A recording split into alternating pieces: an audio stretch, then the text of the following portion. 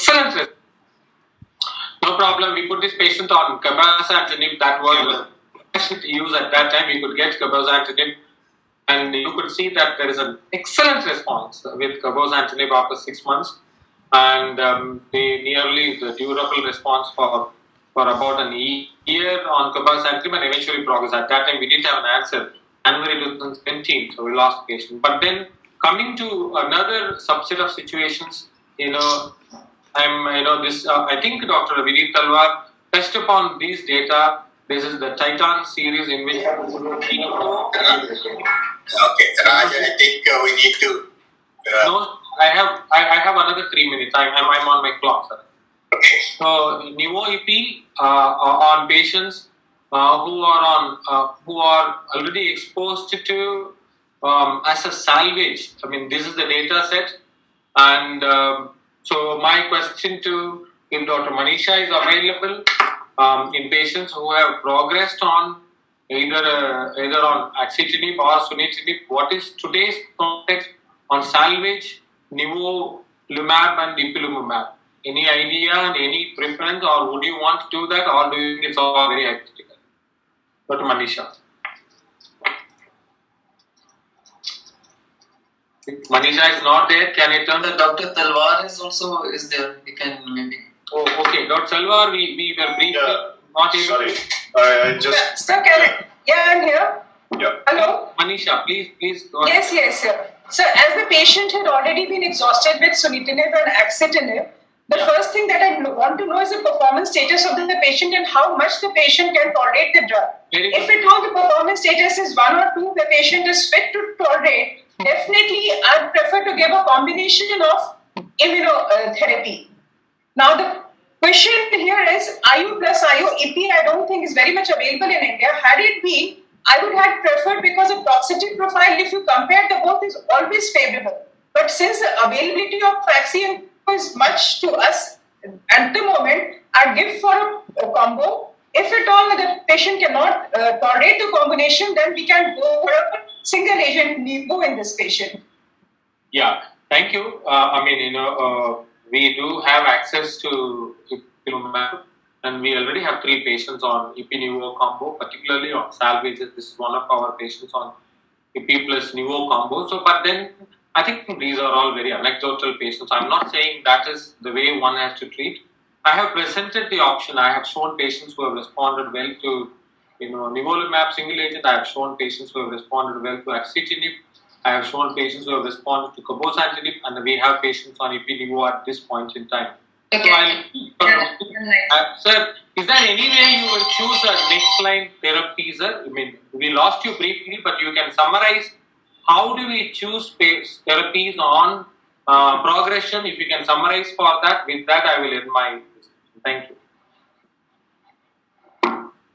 Yeah. Hello. Am I audible?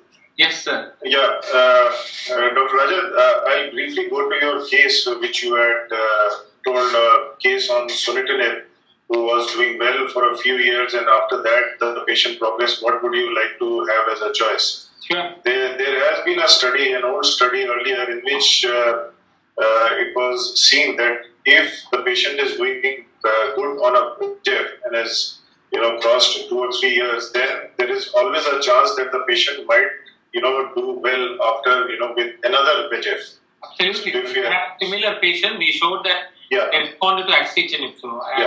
So that is what which happened in that case. So if it is a patient who's responded very well on a VEGF for a long period of time, then there is no harm in trying a second VEGF. If the duration of interval is short, then definitely we switch over to a single agent nivolumab or a single agent IO or IO plus CTLA4. Keeping in mind that you don't need a quick response. If you need a quick response, then IO is not the drug of choice because it requires at least 4 to 6 weeks to get the desired action. So if the patient has progressed quickly, then probably something like combination of pembrolizumab plus axitinib or everolimus plus lenvatinib, which gives you a quicker response than a single agent IO alone. If the patient has taken a IO and a TKI, then the next line definitely would be cabozantinib, which can be given to these patients. And as you have shown, that patient did very beautifully, despite the fact that there were multiple sites on progression. If cabozantinib is not available, then of course everolimus and lenvatinib is there. So-called, quasi-salvage, when you give sunitinib with an IO, that is also possible. I showed in my study there are two studies which are going on, that is EP plus Cabo versus Nivo plus Cabo versus sunitinib. So once the pool or the results are there, then probably we'll get much wiser with them. Thank you, sir. Thanks for the summary. I have alluded the same thing.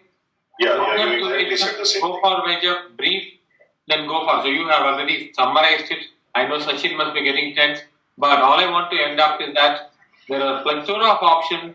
But then, how do we go about choosing that? I think we had the wise man summary from Dr. Vineet Talwar. Thank you for this opportunity, and I want to thank my panelists.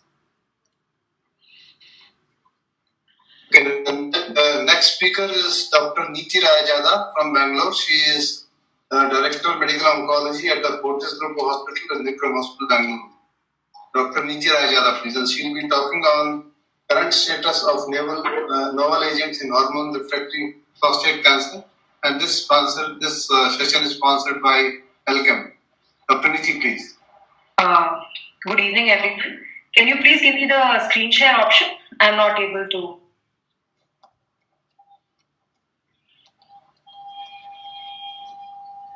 Hello, ma'am.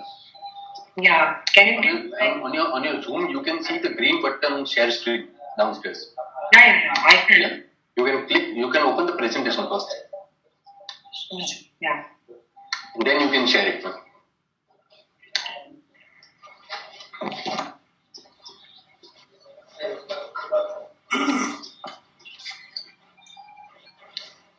It's asking me for system preferences. I don't know.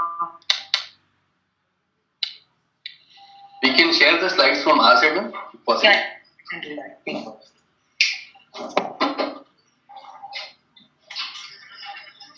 Yeah, you can start. Thanks, Sachin, for inviting me today.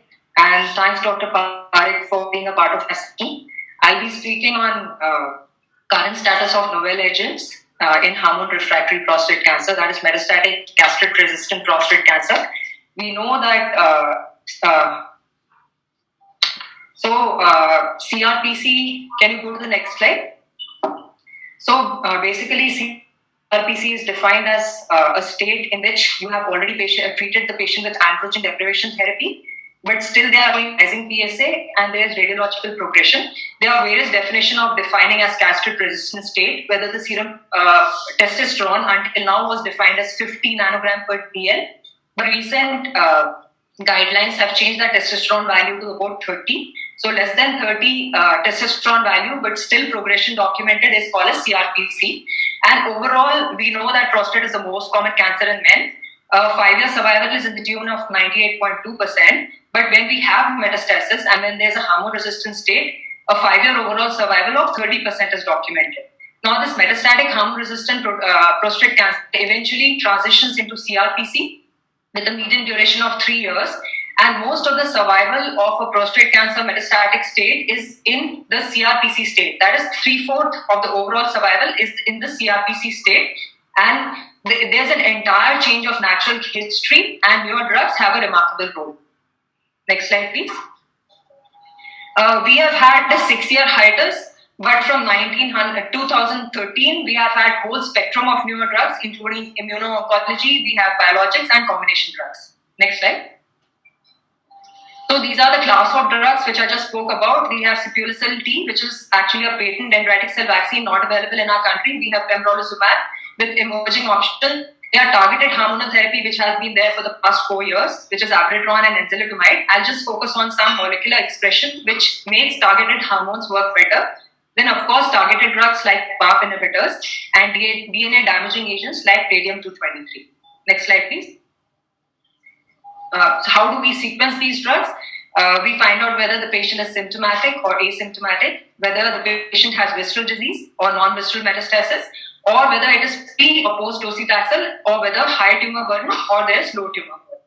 I'll be talking about certain biologic markers and their emerging role. We already have the role of MSI. There is some debate about PD-L1 and its expression. There's a lot of talk about ARV7 splicing agent. Then, of course, there's DNA repair agent and exploratory biomarkers. And we move to the next slide, please.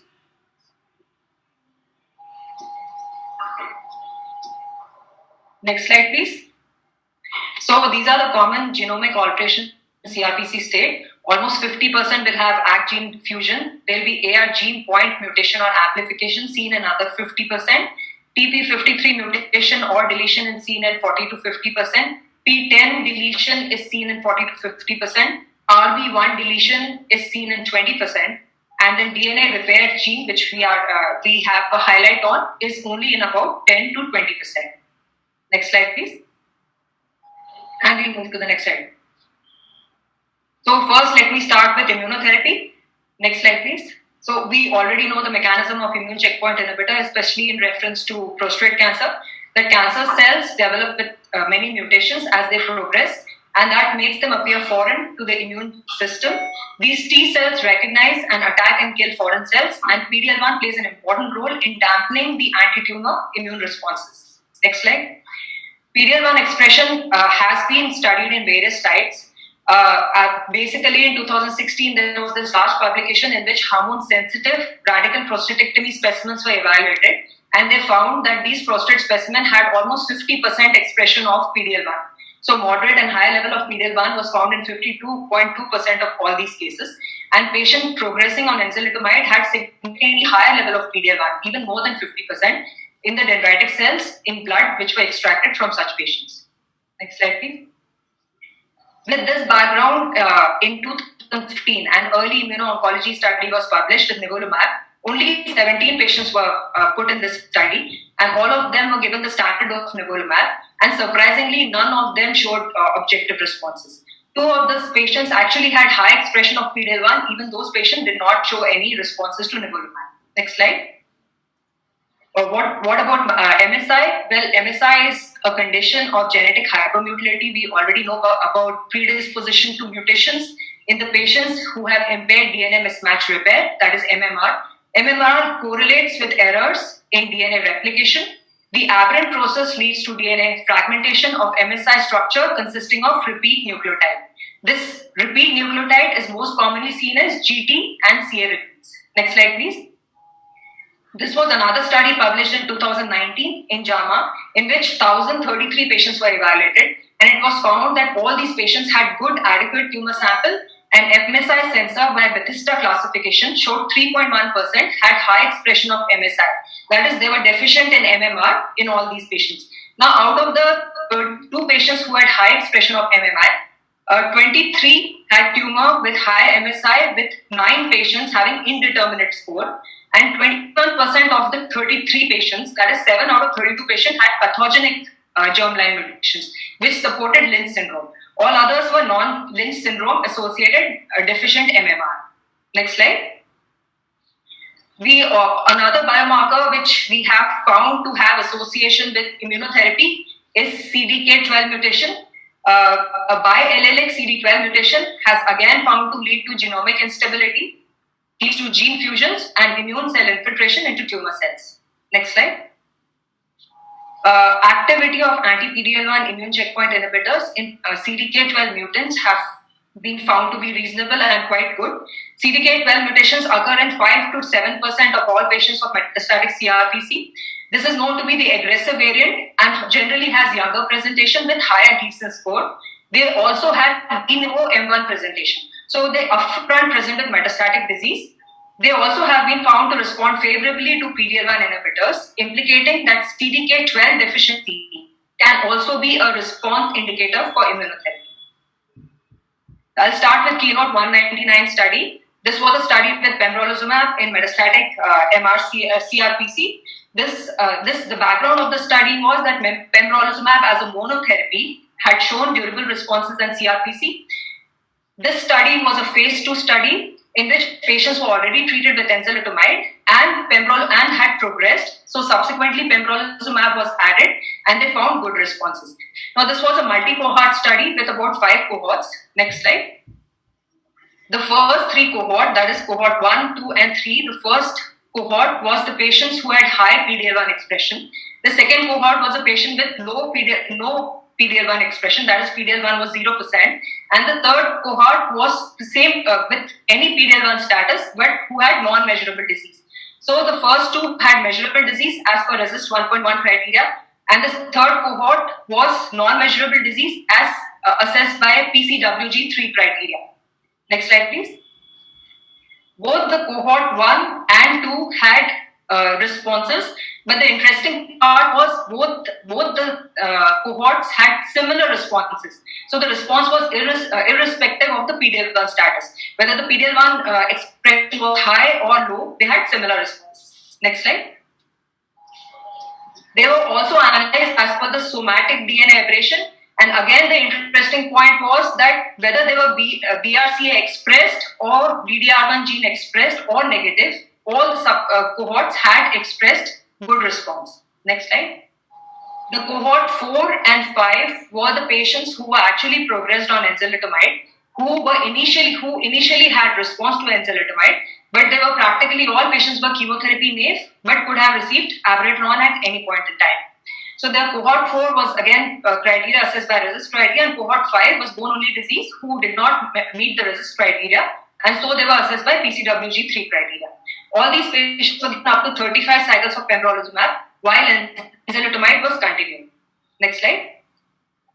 They were matched as per baseline characteristic. All patients had almost similar Gleason score, similar PSA values at presentation. They were matched as per the visceral presentation, whether they had liver mets or not, or whether they had less than 6 months or more than 6 months of enzalutamide response. Next slide.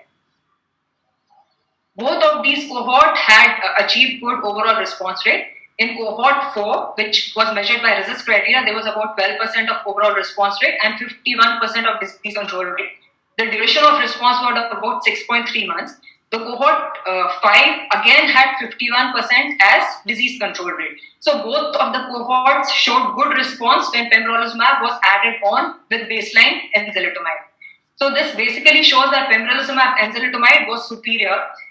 Further to this, there's a Keynote 641 trial which has been assessing a combination of pembro plus enza and placebo plus enza in 1:1 randomization. Next slide, please. Next is a combination of VEGFR with immune oncology drug. Cabozantinib, as we all know, is a multi-targeted inhibitor which targets angiogenesis, targets tumor growth and immunomodulation. At this juncture, it is approved by FDA for RCC and unresectable HCC. There has been studies that combination with immune checkpoint inhibitors augments its action. Atezolizumab is an anti-PD-L1 inhibitor, and we have approvals in urothelial cancer, lung cancer, and triple-negative breast cancer. There is limited data which shows cabozantinib and atezolizumab individually have shown responses in metastatic CRPC. So basically, this trial was a combination of the both drugs. Please move to the next slide. In which 1:1 randomization was chosen. This was a phase 1, phase 2 open-label single-arm study. The data cutoff was 2019 December, and the final results are still awaited. But all the patients were metastatic CRPC with radiological progression in soft tissue, following treatment with either enzalutamide and abiraterone. None of these patients had received chemotherapy, and of course, none of them had received any immuno-oncology product or cabozantinib. Next slide, please. All of these patients had higher Gleason score. Most of these patients had more than 7 as the Gleason score, and all the subset of patients showed at least some response. There was OR. The median follow-up was around 12.6 months. The overall response rate was about 32%, and most of the patients who also had high-risk subset, that is the patients who had visceral disease and extrapelvic lymph node metastasis, also had similar response. That's in the tune of 33%. Next slide. There was no observed association of anti-tumor activity and PD-L1 expression in this analysis. So again, Dr. Niti, Make it quick. Yeah, okay, sorry. Yeah. Right. Can we go to the next slide? So we know that the toxicity in this was not additive. They suited the individual drug. Next slide. Overall response rate, as I said, was 32%, and it was irrespective whether it was a high risk or a low risk case. That is, it matched the clinical outcomes in both the risk category, and the treatment-related adverse event were in the tune of 60%. Next slide. A dendritic cell vaccine, which is patented in the name of Provenge, in which leukapheresis is done 3 days prior to giving the dendritic cell vaccine. Next slide. It's normally, again, it has important role in asymptomatic or minimally symptomatic metastatic CRPCs. Most of the patients have good life expectancy at presentation. They don't have any liver metastasis, the good ECOG performance status. This is excluded in patients with small cell or neuroendocrine prostate cancer. The phase 3 data shows that the survival outcome was in the tune of 21.71. Next slide, please. Next, please. Now, quickly about abiraterone and enzalutamide. Next slide. Next slide, please. So we know that there has been clinical evidence of cross resistance by use of abiraterone followed by enzalutamide or enzalutamide followed by abiraterone, and this resistance lead to poor outcome. Next slide. And of course, if the patient, next slide. We have had good data recently which says an androgen receptor splice variant, that is ARV7, is a truncated form of AR that lacks ligand binding domain. Now, when this is expressed, next slide, there is good data to suggest that these patients who have ARV7 at presentation have initially poor outcomes if they are treated with hormonal agents, that is targeted hormones. Both the first Kaplan-Meier and the second Kaplan-Meier shows that if ARV7 was high, they had poor response to abiraterone in terms of PSL, and they had poor response in terms of enzalutamide in terms of PFS and OS. Next slide. But the curves were closer when we talk about taxane therapy. So patients who had high expression of ARV7 had somewhat higher response when were treated to taxane therapy first. Next slide, please. This led to decide that AR7 can be a good treatment-related marker. It could be a predictive marker for assessing response, and therefore Prophecy trial was started, which was a multi-centric, multi-continent trial, which was a validation study for ARV7. We'll go to the next slide, please. And in which there were patients were subclassified based on circulating cell as assessed by Johns Hopkins University criteria, which assess cells based on the mRNA assay or the Episcience San Diego protein assay. Both of these showed that if the ARV7 status was high, they had poor response to hormones and good response to taxane. Next slide, please. Next slide, please. So this is a validated marker. However, a lot of controversy around it, and we have further data awaited on it. Radium-223 is a targeted bone metastatic theranostics product. Next slide. Eplimca is the phase 3 study design in which patients were stratified based on the alkaline phosphatase at presentation, whether they had already received bisphosphonates or not, or whether they had prior docetaxel at presentation or not. There was a 1:1 randomization for radium therapy versus best supportive care. Next slide. And this trial, of course, supported the use of radium-223, which happens to be category 1 indication in NCCN in 2020. Next slide. Next slide, please. Lot of trials are currently going on, which are phase 3 trials in which radium as a single agent or radium in combination with enzalutamide, abiraterone, cilta-cel has been tried, and the results of these are awaited. Next slide, please. Other targeted agents, PARP inhibitors, we have heard a lot about this today. Let me just summarize quickly that 1 in 10 metastatic prostate cancer will have germline DNA repair mutations. 11.8% in the study of 692 individuals were found to have a germline DNA repair. And you have a germline DNA repair mutations. The most common in prostate cancer is BRCA2. The second most common is ATM mutation. And the third most common is CHEK2 mutation. Next slide, please. Next slide, please. So this was TOPAP study, was the study of olaparib in prostate cancer. TOPAP A was a single-arm study which had only 49 patients, and they showed almost 32.7% response in unselected patient population. Next slide. TOPAP B was a trial of olaparib when DDR mutations were established. And this had substantially better results, and it showed that patients who had DDR mutation actually had about 54.3% response rates. Next slide. Triton 2 study was again a phase 2 multicentric study with rucaparib in 600 twice a day dosage. In this, patients had established DDR gene mutation. Next slide.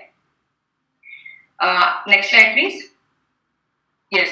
So these are the sum of PARP inhibitors in combination. Most of the trials are with single agent PARP inhibitors, and some of the trials are PARP inhibitors in combination with immuno-oncology, including pembrolizumab. There's a combination of atezolizumab seen. Then there are PARP inhibitor in combination with taxane agent, and most of these trials have results which are currently awaited. Next slide, please. The last is the combination of pembro plus olaparib. This was cohort 365, keynote 365 study, which had cohort A, which had patients with pembro plus olaparib in docetaxel pre-treated CRPC. Next slide. And Dr. Nitin just concluded now. Actually, Dr. Parik has to Yes. deliver his take-home message after the. Next slide, please. So the conclusion is we have emerging a new biomarker. ARV7 seems to be a promising marker. We have CDK mutation, which could be a response evaluation marker for immunotherapy. PARP inhibition again has promising therapeutic targets in patients with BRCA1 and BRCA2. And all patients of MRCIC require MSI at baseline. And now there are guidelines to do CDK12 and ARV7 at baseline. Thanks so much.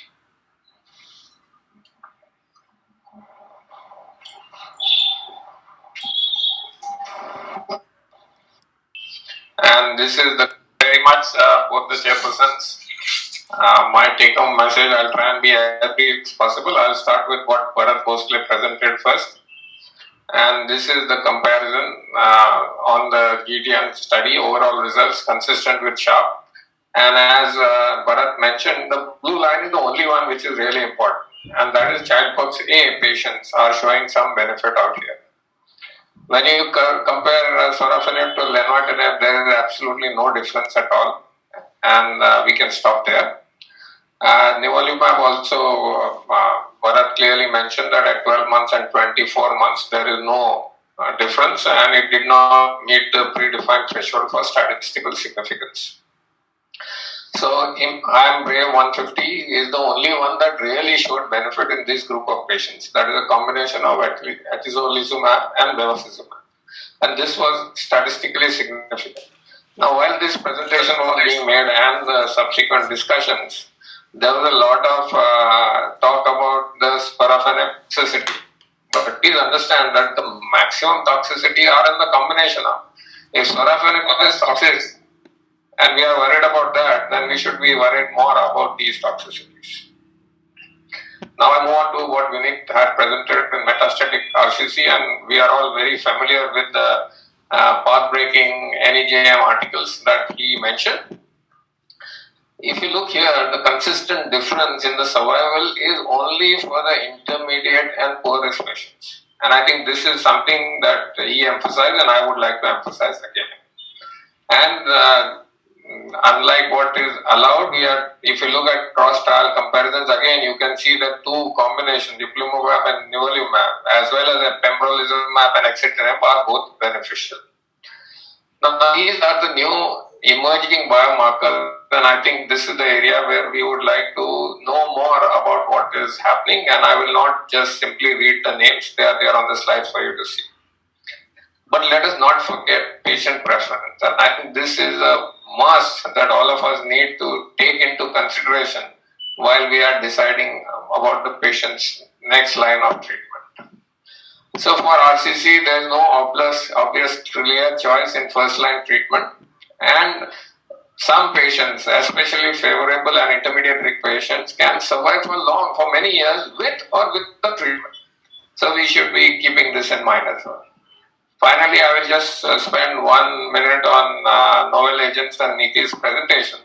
And I think this is the most important thing that she talked about. And that is 11.8% of patients will actually have a germline DNA repair defect. And BRCA, CHEK2 and ATM are the most important ones. And therefore, she did talk about this. And clearly, if you can look at this post-hoc analysis for tumor tissue that is positive or negative for DNA repair, the response was seen in 14 out of 16 patients who had the mutation, as opposed to only 2 out of 33 who did not have the mutation. So even if it is an early phase trial, I think this is something that we can take home today. And Keynote 365 Pembro plus olaparib, it continues to show activity in patients who are already received docetaxel earlier, and therefore that is something that we need to keep in mind. Having said that, please remember that the progression-free survival will only be 4.3 months, and the median overall survival will be 14.4 months. So that, in short, was the take-home message from my side. Back to the organizers, please. Thank you, Parvish. That was quick and short. I think we have to close this session. Thank you, Sachin and Dinesh. Thank you, sir. Thank you so much for chairing this session, and thank you, Purve sir, for the last few slides. That was excellently put. Thank you so much. And so now we move on to our next session, which is head and neck and lung cancer. Nirav, have our chairpersons joined? Sir, as I spoke to Dr. Chitalkar, he is already there. Okay, and Dr. Julka and Dr. Sunil Kumar Gupta, Dr. Chitalkar is there. He told us. Achha. Yes. His name and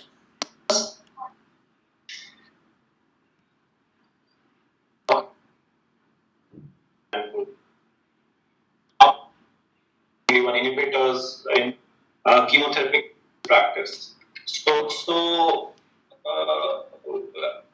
10 years down the line, we were like confused what is the most active chemotherapeutic cytotoxic agent in head and neck cancer. But now we have plenty of options. We have anti-EGFR cetuximab, we have PD-L1 inhibitors, nivolumab, pembrolizumab, and we have various agents of chemotherapy like platinums, taxanes, and 5-FU. And we now know the biomarkers as well, that which patient may respond to which agent. So this is the paradigm shift of chemotherapeutic and targeted as well as the immunotherapeutic agents over the last 40 years. So we moved on from single agent platinums to taxanes to combination of taxanes and platinum, and became the famous extreme regime.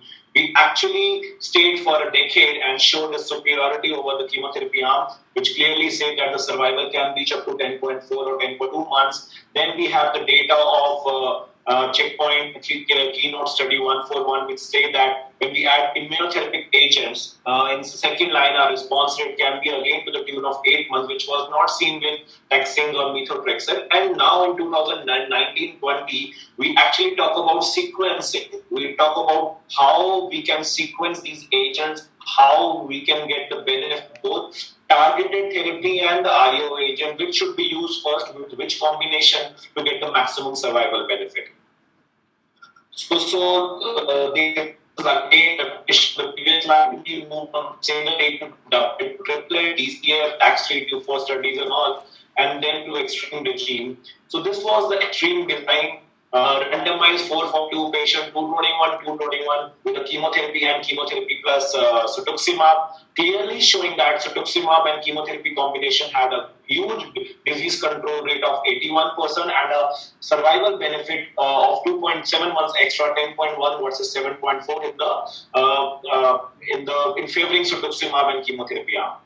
So, and also it states that the quality of life was better when cetuximab was added. So, this cetuximab and chemotherapy actually conquered the head and neck patients, these trials for a good 12 years. And we also know that some of our patients are not suitable for 5-FU. So, in those patients, we incorporated taxanes or we incorporated taxane in the form of Paclitaxel or docetaxel. There are studies to it, and those patients who have a GI toxicity to 5-FU, we can omit cardiac and GI toxic patient, and we can still do better with a similar response rate and a similar overall survival, which was TPX study with cetuximab, taxanes, and the platinum.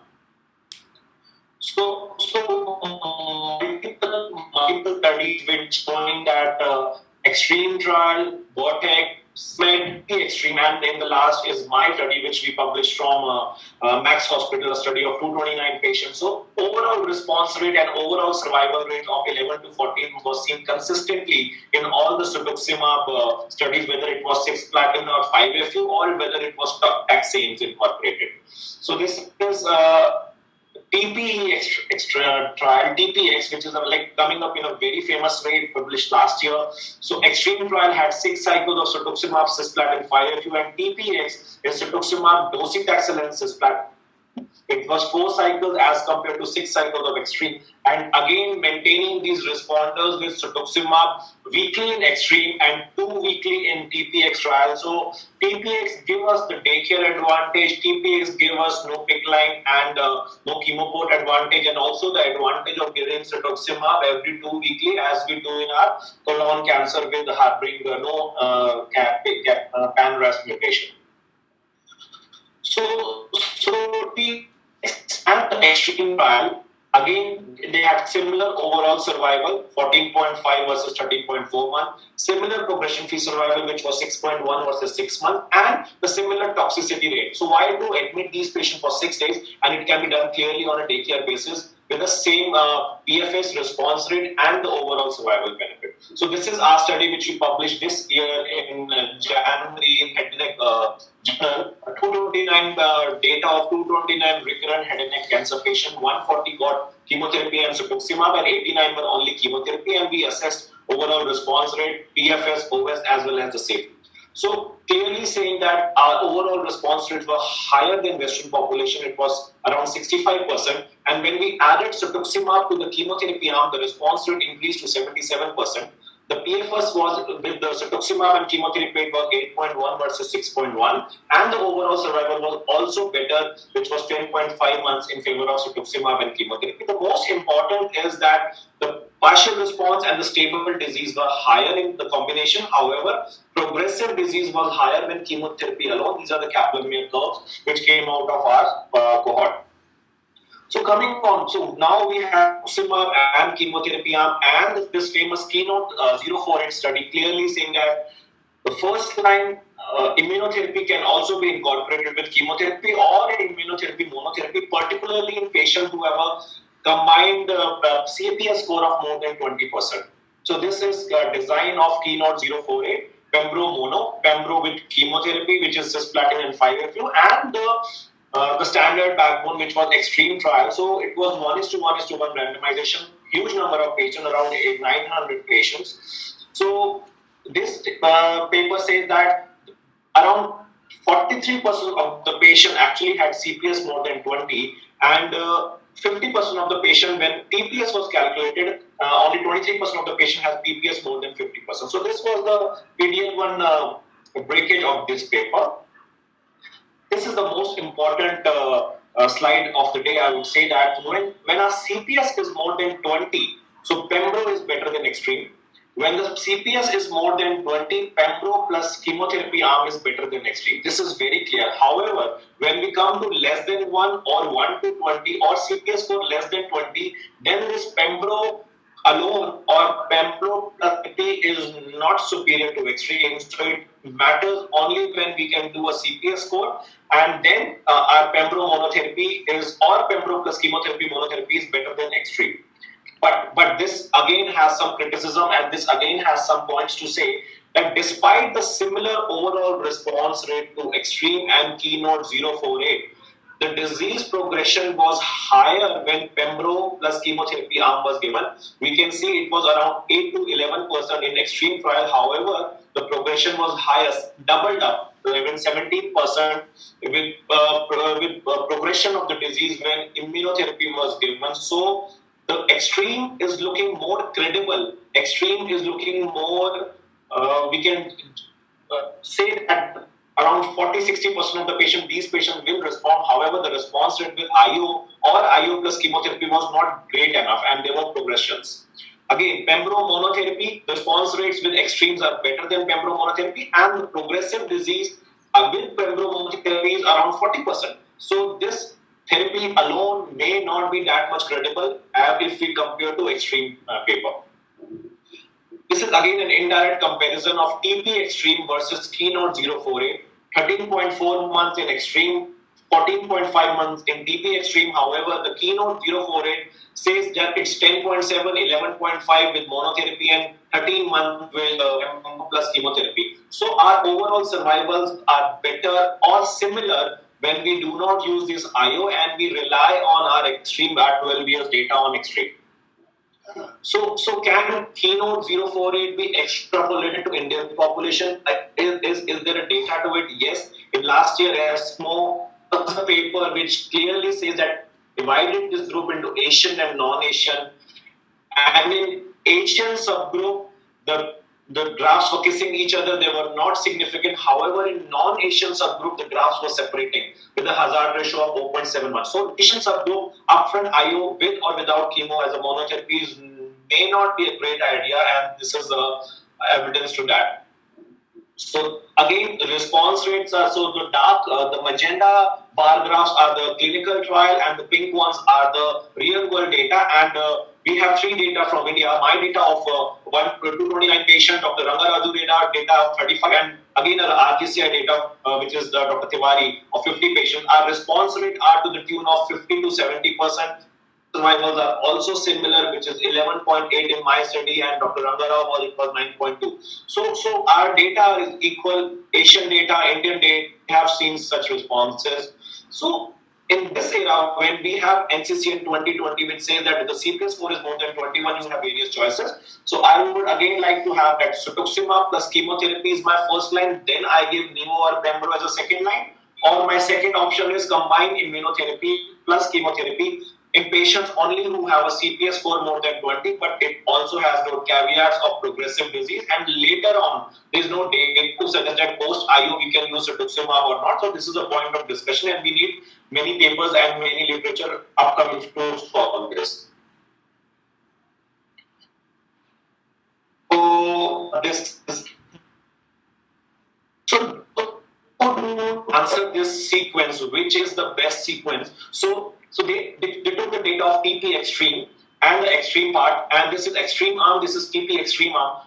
16% of these patients used IO when they progressed on cetuximab based arm. So I again emphasize, this is again very important slide. Extreme and TP Extreme. Extreme use Erbitux cisplatin 5FU, TP Extreme use cetuximab, docetaxel and cisplatin, and similar number of the patient got IO later on. And very interesting, I would say that, see this graph.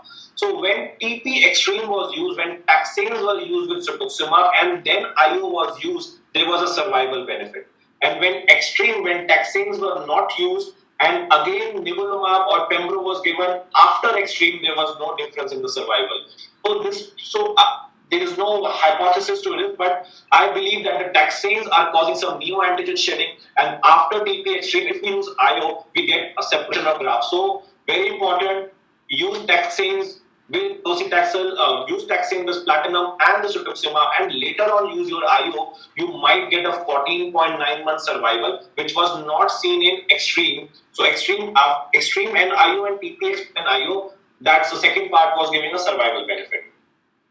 So we need a more clarity on this 4A trial, second line sequential, PDL1, CPS, TPS, we should be more wiser, additional biomarker, response rate, progressive disease on Pembro or Pembro plus chemotherapy. We have to look at hyperprogression and combination of chemotherapy such as taxanes, which is coming up on a superior rate. Just touching on second line recurrent second line, if you have used cetuximab, and what would be your second line? So we have 2 drugs, nivolumab and pembrolizumab, approved, and we have data coming on Atezo and Durva and avelumab as well. So these are famous Checkmate 141 and the Keynote 055. Checkmate used nivolumab and Keynote used pembrolizumab. Similar structural platinum therapy given recurrent metastatic setting within 6 months. So overall survival rate of around 7.5 versus 5.1 in Checkmate 141, and 8 months similar whether we use Pembro or nivolumab in the second line. However, the progression-free survival was not great, and we know that in IO, OS matters, not the PFS, because it takes time. So another trial, HAWK trial, which is coming, phase 2 trial of durvalumab in head and neck cancer. claims to have a 1-year overall survival rate of around 33%. And another study of a Condor study, which contains Durva versus Tremelimumab versus Tremelimumab alone. So this also saying overall response rate of around 10 to 15% in the favor of Tremelimumab or the combination.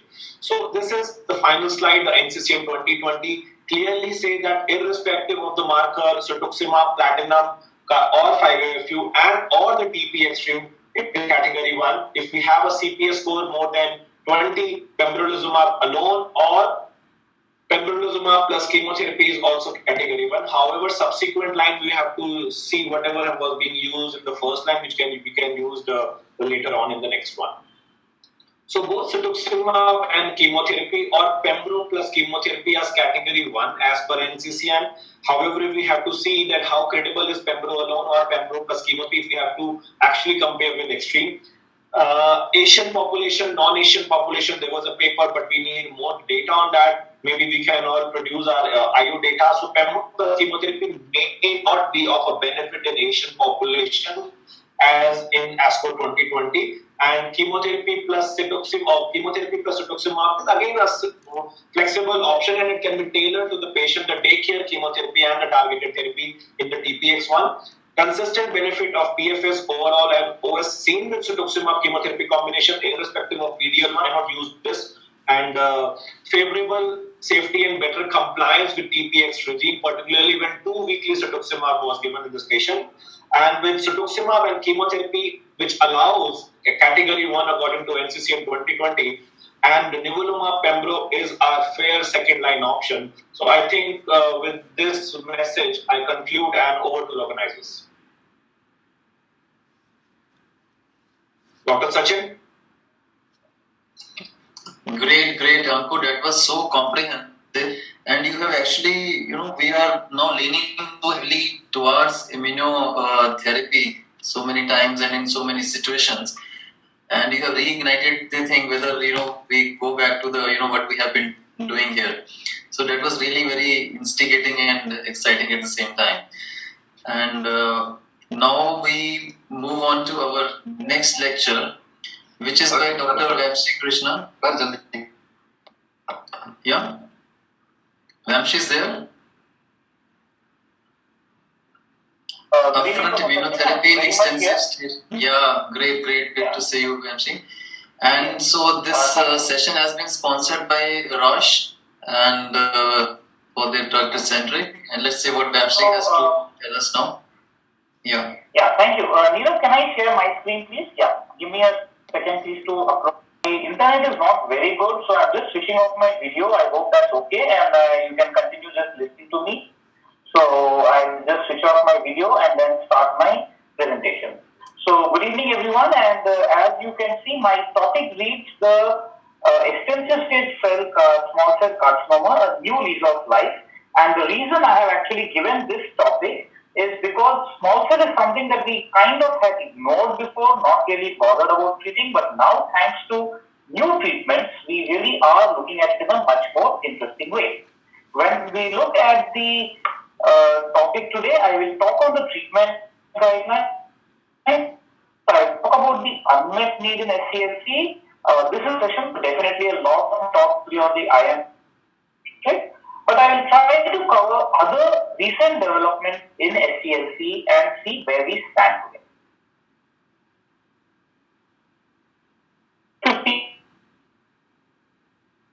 15% we kind of ignore it, and so on and so forth. The majority of patients with small cell lung cancer are advanced disease. We typically follow the two classifications from the disease group there. Go ahead, does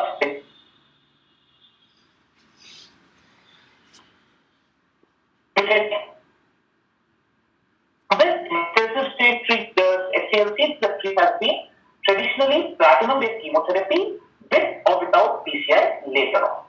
Now, in the past several decades, starting from very huge in the last 20 years, there was hardly any change. There were efforts made. Irinotecan was used, we used topotecan, we used the taxane, All of them came back in the second line and so on, but nothing much is in the slide.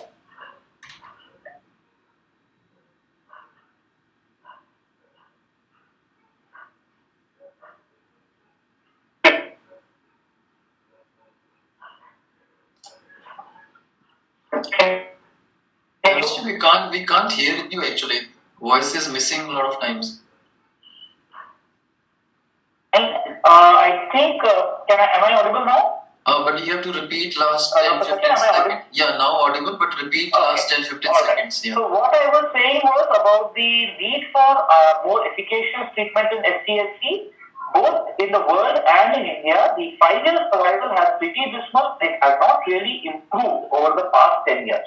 The 5-year survival in India is around 5.9%, the 5-year is 2.4% and 2-year is 5.9%. So when we look at the overall requirement, now in the last 5 years, we have had certain new changes. And the biggest changes, of course, is related to the immunotherapy. In June of 2018 came the IM power 133, the atezolizumab with chemo, and in June of 2019,